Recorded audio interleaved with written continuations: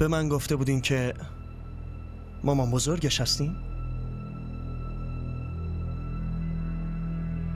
اگه میگفتم که زنم یا حاله هستم حتما نمی اومدی نه؟ یا می اومدی؟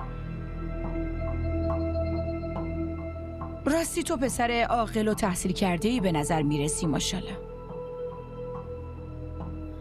بله. من نمیدونم که چطور باهات حرف بزنم.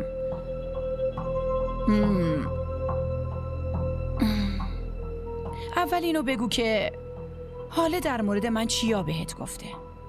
یا در مورد هممون؟ باشه تو نمیخوای بگی، اصلا اشکالی نداره. من که میدونم. اون همون چیزایی رو گفته که به همه میگه، این که ما خیلی ظالمیم، به خصوص من. درسته؟